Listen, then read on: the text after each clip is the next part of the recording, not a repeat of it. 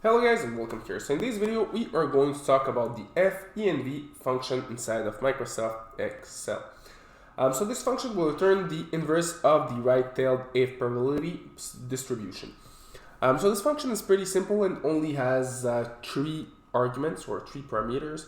So we have the probability, which is, well, all of the three arguments are mandatory, so they're required.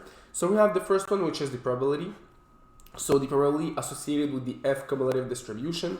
We have the first degree of freedom, which will be the numerator degrees of freedom, and the degree of freedom number 2, which will be the denominator degree of freedom.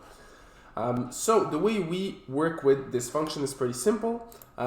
Let's write it down. So we'll start by writing an equal sign just like that, and then we can write down FINV.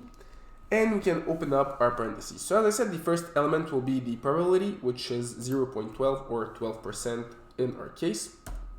The second element will be the first degree of freedom.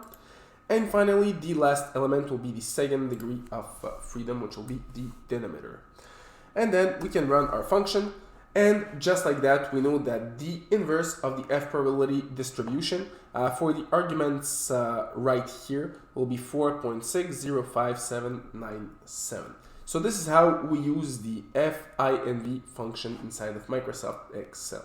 So as always, if you want to learn more about Microsoft Excel, you can check out my online courses in the link down below. And if you like this video, don't forget to leave a like, to subscribe, and see you in another of my videos.